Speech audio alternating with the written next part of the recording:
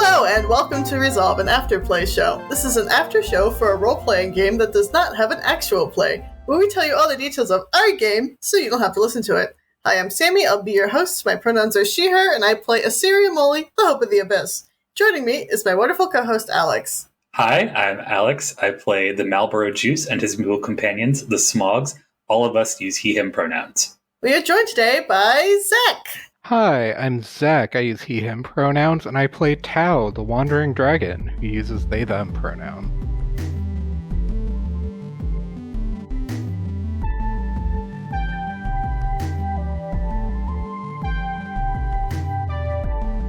Alright, welcome. Thank you for joining us today. Now that we're all here, Alex, why don't you tell us about the actual play? Previously, in EFFETE, a construction worker checks in on WorldCorps and Dude before they enter the engine. Inside, they find Alpha, Terra's sister, and a contingent of governance. Before they're able to escape, WorldCorps hails Terra, and they join with two of her marauders. Alpha suggests that a higher-order entity has been posing as the governance with outdated codes, kidnapping their people. She implores the party to stop connecting worlds, something she is convinced is aligned with the entity's goal. Terra and her marauders capture her and take her back to Sequence Charter, letting the rest of the governance teleport out. Assyria implores Terra to speak with her sister quickly. WorldCorps notices that the governance turned down the engine. Dude explains that this world would have faced an ice age if not for the engine, and now its warmth and sludge pollution byproduct are central to the world's function. He turns the engine back to its regular function. Tal realizes they can use the engine sludge to assemble a WorldCorps through cooking. Dude drives WorldCorps back to Blobby Flobs to cook.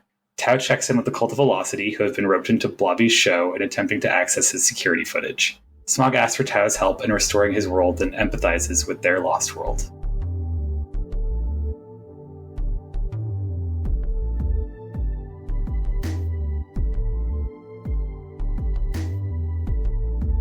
Now that you've heard the actual play, let's do a deep dive into the session. We did promise Michael was not able to play with us for the last session. We had to skip one session, and then Michael wasn't available due to holidays. The holidays. All those holidays. We might have him next time. I haven't really talked to anybody about dubious. it. No promises this time. But yeah, a grease guy walks by, and it's just like, hey, are you guys filming here? What are you doing here? Making sure we're on the up and up. I don't think there's anything super notable about this scene. It was helpful to get us back in the groove after having missed a session. Just be like, hey, remember, this is what's happening in this world. Smog does cool people down. It is very hot. Assyria is not a fan. I'm assuming Pony, probably not a fan either. I bet Tao's enjoying it. Tao likes warm things, right? Tao's pretty fine with it. I mean, they're not particularly fond of heat, but they're not that bothered by it either. They are a fiery dragon, but also a digital representation of a fiery dragon. They're dealing with it all right.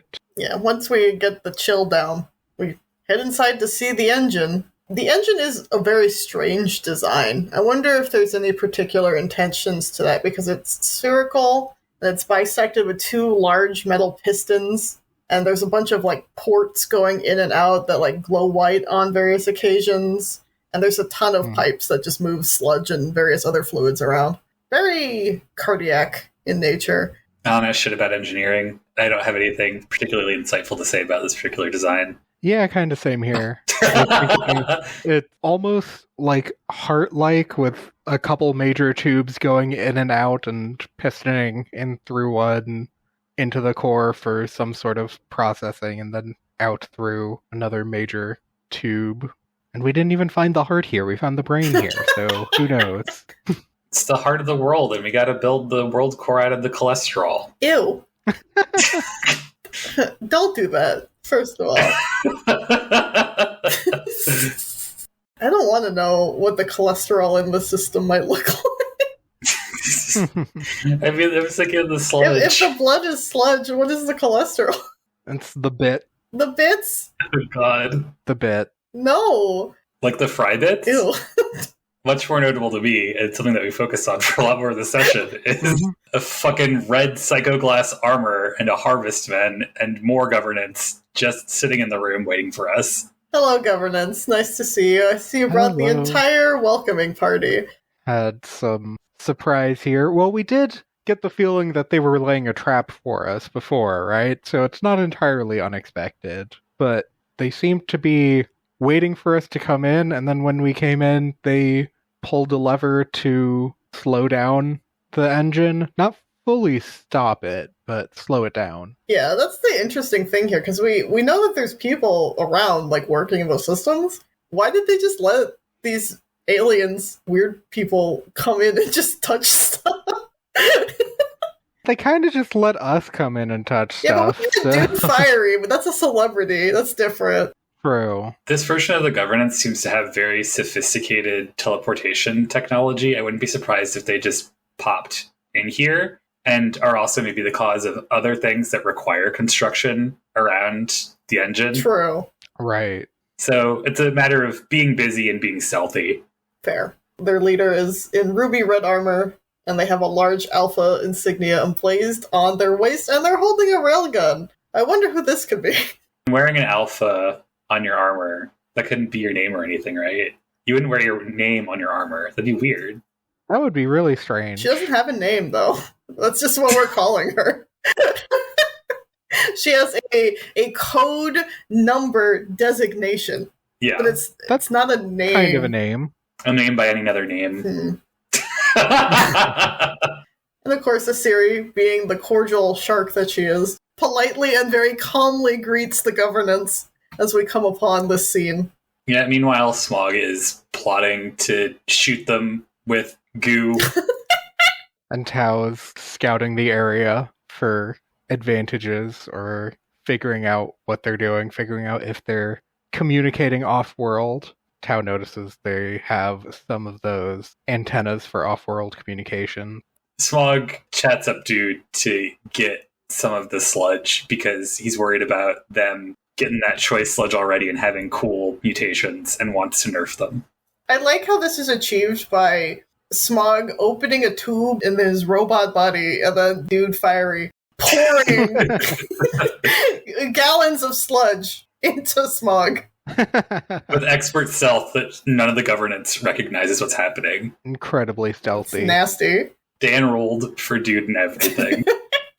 This is all kind of happening while Asiri is distracting them with the small talk, figuring out what they're actually doing, a little bit at least. It's sort of Alpha's turn to give the rev to us. Do you know what you're doing? Do you have any idea what's happening here? Have you not heard the weird voices in your head?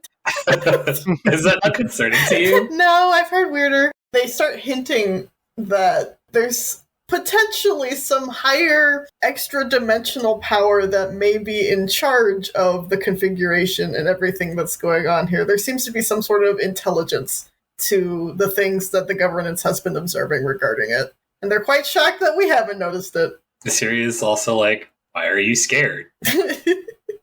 What is there to be scared about? It's just a guy, I guess. It's like being legitimately scared of fucking Q from Star Trek.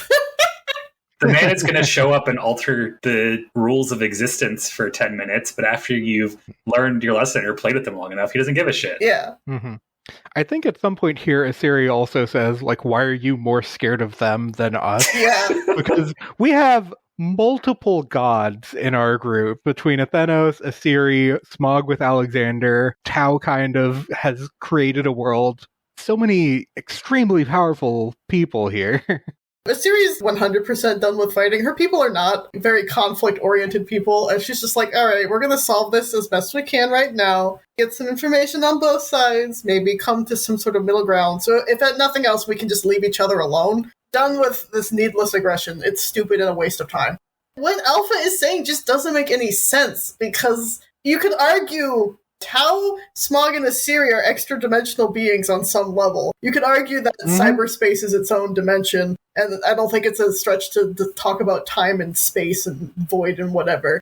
Alexander literally broke through the barriers between worlds into the world of the lost. We're all kind of extra-dimensional beings in a way. We're here. Do you think anything like that is going to be just as bad as the shit we've been doing? Bro, look at what's on your plate, not what's for dessert. Come on. Tao breaks in when they mention that there have been people impersonating the governance with outdated codes. I don't know what that's about. I don't like that. That was the first thing that they said that got Tau to really pay attention, because that means there's a chance that these governants really aren't my enemy, because what if the ones that attacked my world were using outdated codes and they're pretending to be governants? So Tau asks about the one designation that they heard as their world was being destroyed is one of those outdated codes, 2680A, to which the governance in the red psycho armor says, no, that's my designation. That's when I used one of our rarely used moves with links, which is to do a minor retcon, because Tau was going to start to throw down, and I was like, I know what this means. The Smog of this time would know what this means. Smog turned on comms so that whoever's on the other side could hear. We're having a confrontation with Terra's sister. God, good for Tau. I love that, like, no hesitation, just, like, rolls up a fucking cold cock to get, like, ready to take him out. Siri tried to intercept this, tried to interrupt it, but Tau's fiery rage cannot be contained, unfortunately. Cannot be stopped. Tau is absolutely seeing red and lunges forward, turns their arm into the World of Song version of Tau's arm, which was covered in heavy armor to resemble a metallic microphone stand. Giant arm punches Alpha across the room. It was pretty sweet, I'm not gonna lie. Mm-hmm. Also notable for me, playing Smog screams, "You took my world." This version of Smog had not heard that yet. Yes, this Smog still had no memories of Tau.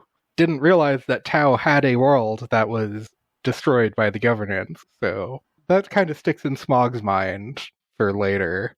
As Tau runs up to attack, one of the other soldiers takes out their weapon and shoots at Tau with some sort of electric blast that paralyzes them.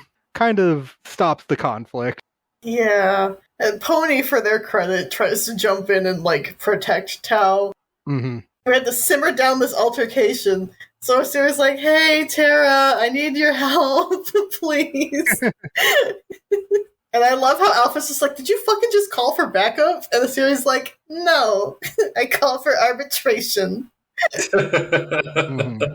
Up to the point of violence here, they've been very cordial and, at least to her, amicable, even though there are a difference of opinions of what should happen here. That's worth something to us, Siri. So at least we should try to maintain that level of diplomacy for as long as possible.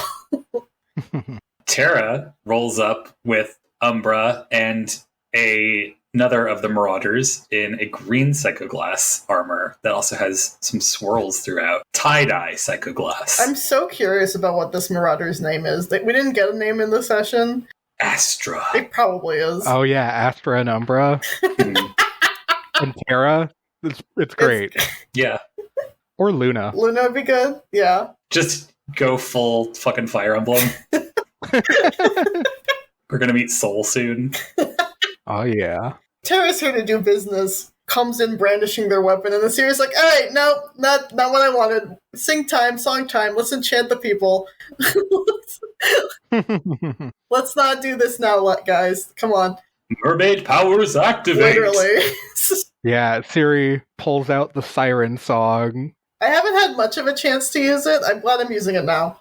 I don't remember if it was the exact same thing, but you did something very similar in the World of Spirit when we were fighting the beast, just to get everyone to stop. So Asiri kind of just like word babbles, like, hey, here's all the information Alpha's given us, here's all the information we have. Terra, what the hell do you know? What is going on here? Because we're getting like half-truths. Nobody here has blocked her lie detector. All of these things can't be true at once. We need to find what's in the middle, which is reality. And it gets into a discussion about, like, hostages at Smog's suggestion.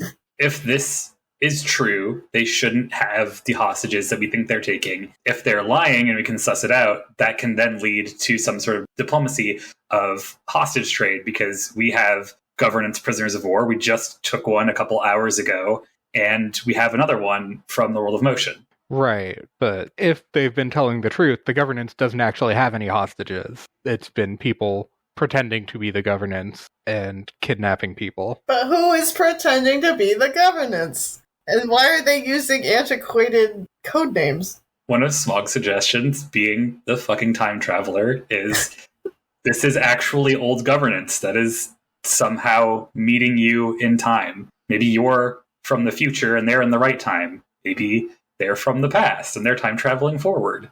Right. It is interesting because Alpha is supposed to be dead. Terra's like, yeah, I thought I killed you. That's what flagged Tao's attention earlier on when they were like, people are using outdated codes. Like, yeah, that's the code of someone that's supposed to be dead. But turns out that maybe they're not one of the fake governance. Maybe they are. Who knows? What if Alpha is from a timeline where the governance won? Then I feel like they would have been much more surprised to see Terra. Yeah. Yeah, probably. Although, I mean, she didn't like betray a lot of her emotions at all in this conversation. Barely talked about anything relating to Terra or family conflict. It was all very governance business.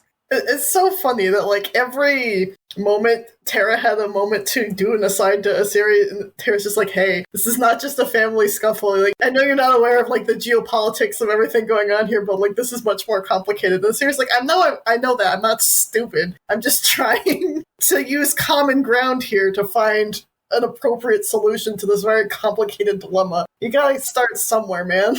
And then Smog asks about if this governance asked about the abduction of the Manticore, and Alpha says they did not give that order, and they don't know anything about that. It's good that we have a Siri around to fact check all of this, especially with Smog being able to ask more pointed questions, knowing that. Yeah, having that just straight up lie detector can be very convenient. Again, Alpha demands that the WorldCorps stop doing the connection business. They want more time to investigate everything that's going on. I want to go the fuck home. There's a version of me that's been waiting for a very long time, waiting back in Sequence Charter. You're not going to keep him from going back the fuck home. He's got work to do. At some point, that's something that came out of a series mouth that surprised even me. We all have places to be. I need to go home too. Not for long, but she still needs to go back and handle some things. There are higher stakes here than just whatever the governance was going on, at least for us, because we were drawn into this mess. None of us wanted to be here. But the Master let us know it plays into somebody's plans. Somebody chose this. In their discussions about how we're upsetting the order of things and that the governance really likes order, that Alpha's just like, you need to stop this. This world travel business is upsetting everything. And the Sirius like, but you're also world traveling now, so what is the truth here? Why are you getting us in trouble for doing this when you're utilizing the exact same system? Pony's just like, who made you the boss of the galaxy? Let Pony speak. Let Pony speak. Pony should be the party face. That could go very good for us or very poorly. Yeah, things kind of destabilizing the conversation again as we get back around to why are you afraid? Why aren't you worried about us, at least in the same way? Alpha had called out for transport before Terra arrived, and they start fading out. Smog, with a little help from a Siri, pins Alpha to the ground using gravity magic so they can't zhoosh Star Trek beam us away. And I love how defeated Alpha sounds here, as they say, it's inevitable, isn't it? Despite our best efforts, we won't bring this back under order. I don't know what, like, muse came over me, but I was, like, as a Siri, of course not. Order is a sham. There's structure, but no order. Yes! It's definitely something I feel we've hit on in other ways throughout the game, too. Like, that's vocalizing some of the things that happened, like Smog recognizing things are going differently this time. I can help, but I'm not going to be able to force everything back into the same shape it was before. Yeah, and from the perspective of the Abyss and seeing so many different life forms evolve over who knows how many billion years, certainly you're going to have the same systems in, like, the food web and everything. Like, there's always going to be a top predator and a producer and stuff in the middle. They're never going to be the same thing no matter what era you enter into. There's structure, but you can't force the same order over and over again. It will always fight back in the system to feed you. Does Tau share that same sort of ideology where, like, at least when they were constructing their world, was there structure, or did they really want a stronger sense of order like the governance is suggesting here? Tau had to build up to the amount of structure that there was in their world, but they were still trying to keep it very open and freeform and not completely control it. Early, when Tau was talking with, I think, Lone and Smog in the World of Ages about what to do if different people have different ideas about how the world should be, was the first time that Tau really had thought about maybe there should be some sort of codified order to this world instead of just being feel-good, happy place. So, yeah, Tau's very much on the order is less important kind of side of that. Did that influence your concept of it being sort of a liminal space that you enter by being in the zone? Yes, absolutely. Okay. That would help it be like something where it doesn't have to be as defined and gets to have a little bit of that place where you feel nice and doesn't have to be everything to everyone. Yeah, that was definitely a bit of the influence there of it being a different place per world, but also just being a transitory space and not built for people to live there long term, but for people to come there and stay for a short time before leaving. Paradise is a vacation, not a retirement home. Exactly. You're so right. So Terra urges we need to get Alpha out of here because if we're just standing here, the governance may come back with a vengeance. She orders to have the Marauders take Alpha out of their armor. Meanwhile, Pony helps pick up Tau, who recovers from their paralysis. And we're faced with this engine that's been slightly slowed down. As we're leaving off on Alpha, as they're getting taken away, now would be a time to bring up my conspiracy corner. During the attack on Tau's world, which Alpha specifically said that they had led, Tau heard Mew's voice broadcasting, who was another Vocaloid from Tau's world, also named after a Greek letter. And now we're meeting Alpha, also a Greek letter, maybe having, fused with the power of Mew or something along those lines to get some of that Tau power, that Vocaloid energy. Figured out the Zetaflare virus and fucking manipulated it. Yeah, definitely possible. They've shown that they are learning from what we do, and they saw Smog be empowered by Tau in order to cast this giant magic. Maybe they thought, hey, we can get one of those of our own to power us up. If Alpha is in fact something similar to Tau in construction, that might explain why their physical body is dead. Yeah, it could. Perhaps they are the memories of Terra's sister digitally recreated in some way. An anti-art Vocaloid chanter. Wow, there's a lot going on there.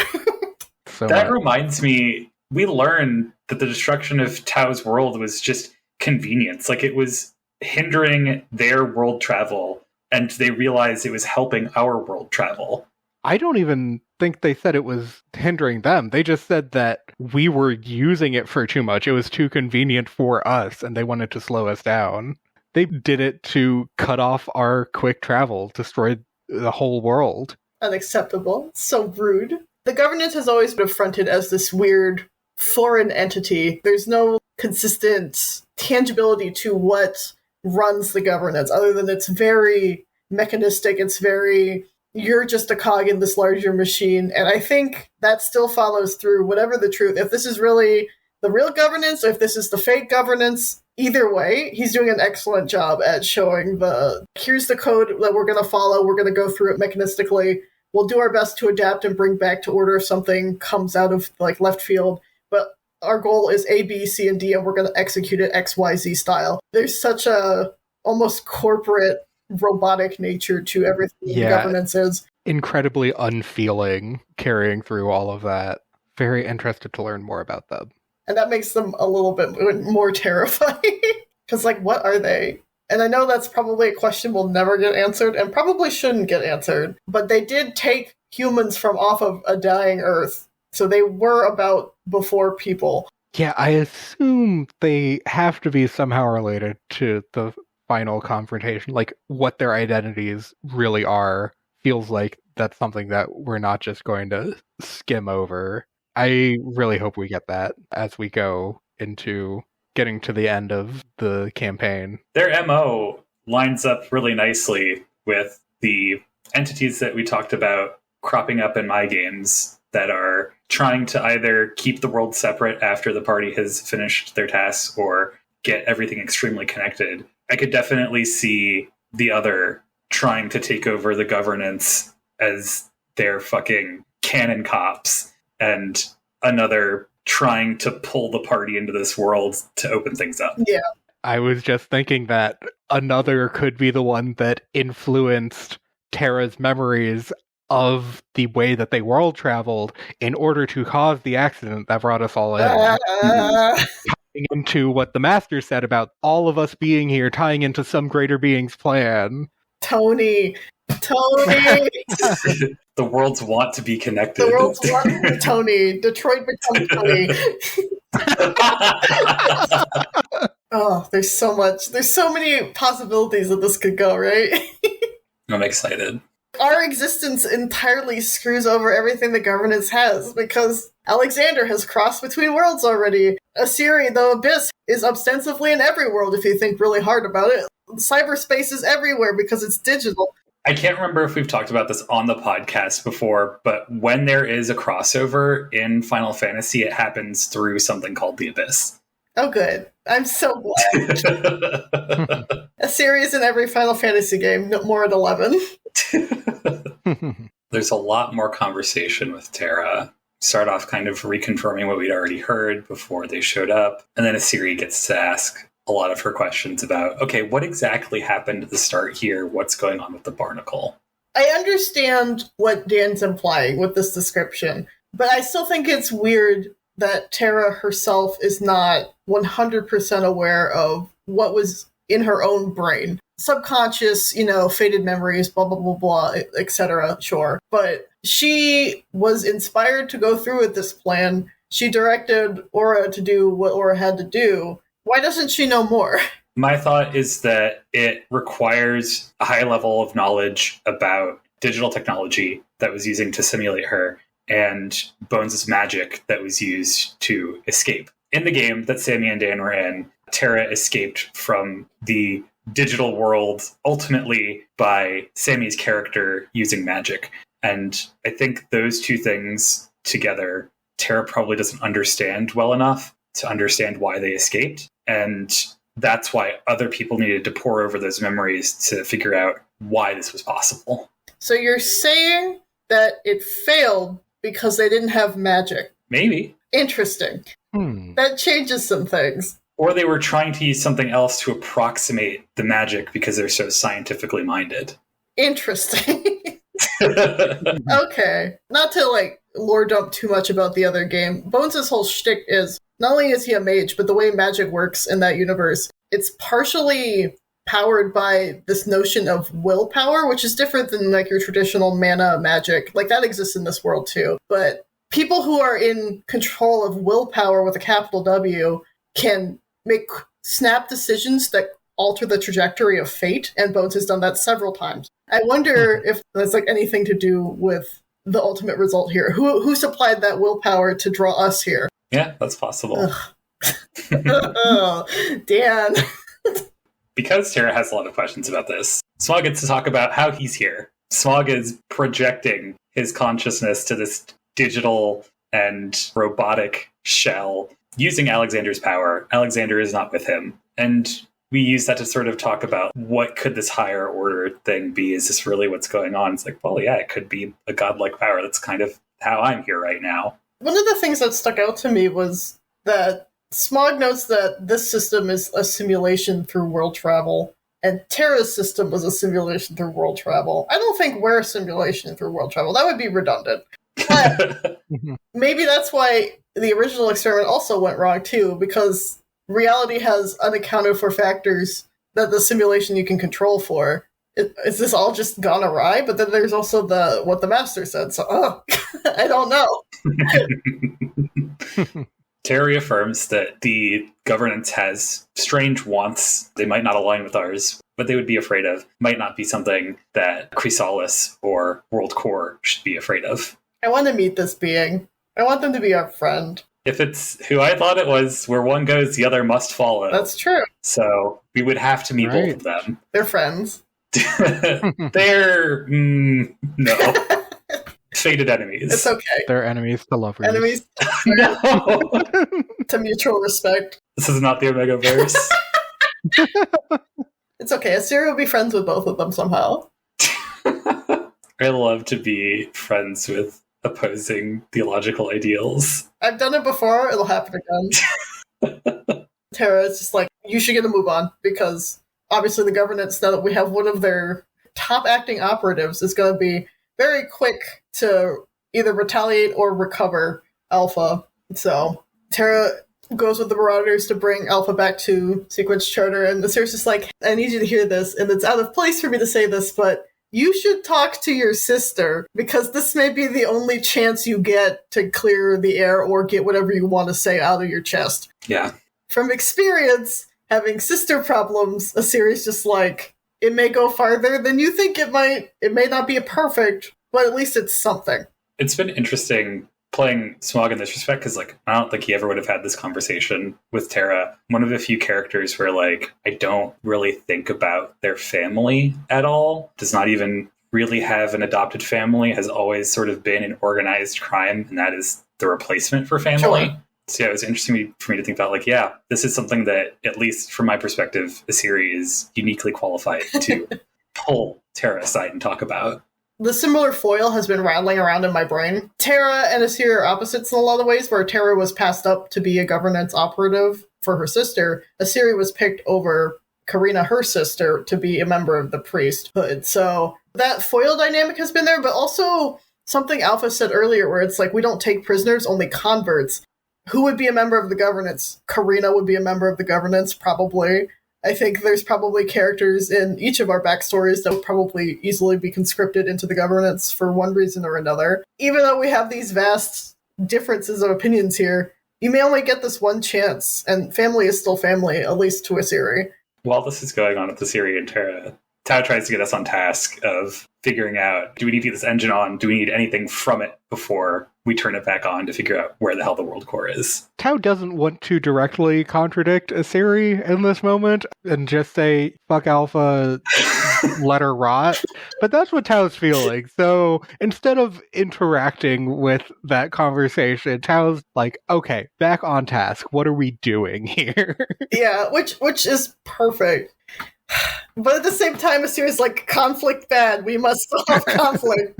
Yeah, I understand your hurt, but like, this is the only path to repair. We gotta start somewhere. That's one of the reasons why I was like, hey, let's go over here and talk about this, rather than piss off the rest of the party by talking about making peace with something that wants to kill us. Just by snooping around a little bit, Tau finds that we could probably make something that is a WorldCorps in the world of assembly. Yeah, Tau gets a porthole into the engine core and sees that there's not really much of anything in there, just sludge and moving parts, but not anything discrete that might be the core of the world. And then gets the thought of, this is the world of assembly. Let's assemble one. Makes sense. And I love how this is going to be performed through the metric of cooking. The funniest thing for me, because when you think of assembly, you think of a factory, a conveyor belt, a line. Right. Building a building, but cooking is its own assembly in some way. Especially baking is a science. Baking is a science, and I'm very good at it. What is butterfly soup? I've actually plugged Butterfly Soup, the video game, before. It's a coming-of-age visual novel, Okay. and they talk about the caterpillar like completely liquefies and reforms, and they're thinking about their own puberty in that sense, like the complete drowning down to essential bits and becoming something else. Okay, so what is Smogs? Has he played this game? Like, Go back a couple steps. We're mentioning Butterfly Soup because Smog says it because we're constructing a butterfly out of sludge. So we're taking the soup and making the butterfly. okay. That makes sense. Yes. I was like, is this a Final Fantasy thing? Like, what is... It's a thing that I'm stuck on, but also, like, literally the words come together because we got this sludge that we're using to create the WorldCorps that we've been told looks like a butterfly. And because we have to cook this core, Dude is just like, let's go back to Blobby's. It's the best place to cook. At least nearby. But before we leave, we also turn the engine back on because, as we learned from Dude, the engine superheating and polluting the world actually killed off a virus that was going to kill everything. So probably good to keep it on and not let that virus come back. So we hop into Dude's car and we hit the road again, get right back on the turnpike to Blobby Flobs, and Smog reaches out to Tao because now they're aware that Tao's world is gone. Smog comes in, checks in about what Tao was saying earlier about having lost their world. Tao explains it wasn't the world that they originally came from, but the world that they created and built with the help of everyone here a bit. Alluding back to meeting with Charlene in the configuration where she said something about being the only one left. Smog is like, hey, my world's in pretty dire straits too. And this Smog hasn't been able to talk to Tao much outside of the couple sessions they've been together now. So it's like, hey, can you help the version of me that's going back home? Can you help him fix his world? Tao isn't sure exactly what they can do, but agrees to try to help. And Smog reveals the plan is to call on a bunch of different Smogs using Alexander's power, put something together. Across the Smogiverse. The ending of Pokemon Forever. Yes. Wow, it's been a while since I've seen that movie. Oh, I don't think I've seen that one. You haven't seen the Celebi movie? Oh, I might have. I don't know if I saw it all the way through, but I think I might have seen the ending now that I know it's Celebi. A spoiler warning for a very old Pokemon film. Celebi gets hurt and calls itself through time, like a million versions of it, to heal itself. What a good onion fairy. Yeah. I love Celebi. Anyway, not relevant here. After this conversation, Tao checks in with the Cult of Velocity. In the heat of throwing down with Blobby Flob, or at least about to go on set, and they haven't found anything else in Blobby Flob's kitchen regarding the Manticore's whereabouts. Yeah, they seem to have been recruited into the game show once they were caught sneaking into a security office to look over the footage from his cameras. They decided to go along with it instead of fighting. They're going to be cooking. Hell yeah. I wonder what they're going to make. Something fast. That's a really good question. Fast food. Ramen. That's pretty fast. You know what's really fast? Just like biting into celery. Oh, no. Just a vegetable plate. Yeah. They just have a charcuterie board that they can balance on their motorcycle handles as they're driving. And don't tell Dan that. He will incorporate that. Is there something that you can easily just eat whole directly from the ground or a tree or whatever? Like a grape. Something where you don't need to worry about seeds or pits. A grape. Okay. I think it's even a little bit larger, but that does technically work. Raspberry. They're getting a little bit larger, depending on the grape.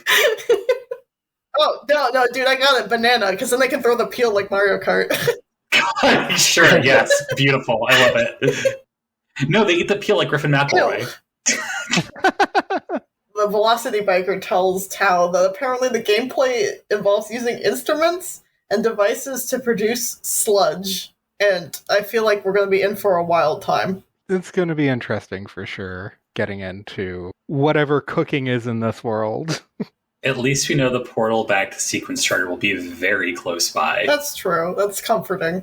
Hey, maybe the governance will appear again and make worldwide news for the world of assembly, thus elevating Bloppy Flop's show for all of eternity. No! No, we can't do this.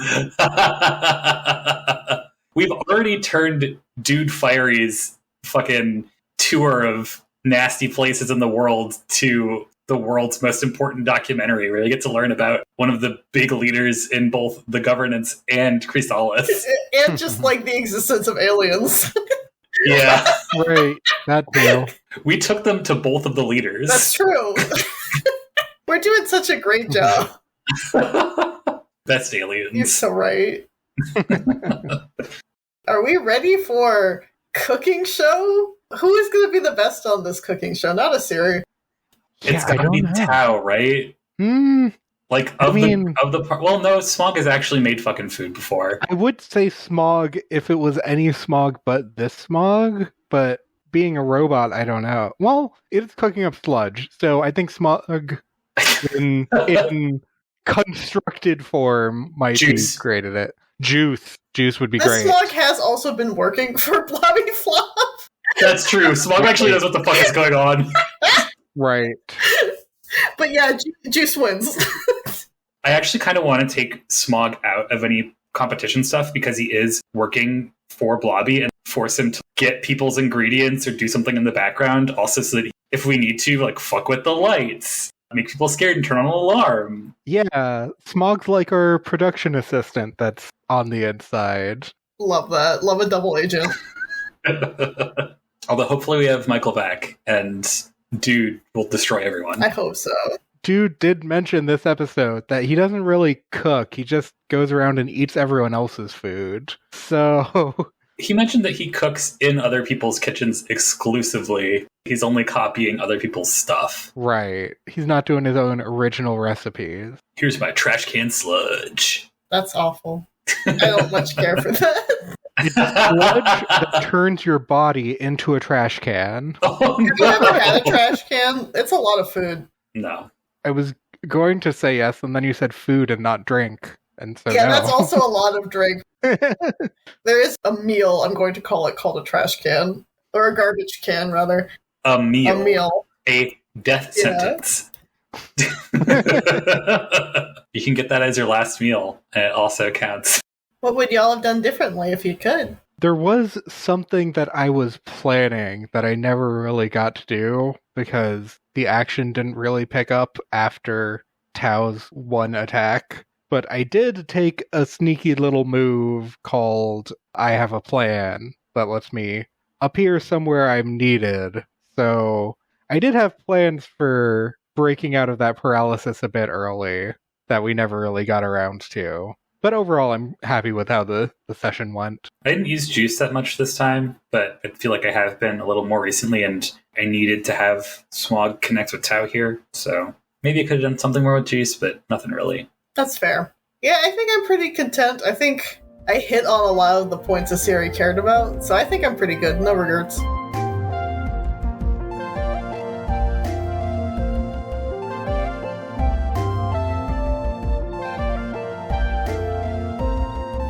Let's get to the resolution phase, the segment of the show where we each get to say something about the game with no responses. What is your final say on this session, Zach? Alpha is definitely a Vocaloid.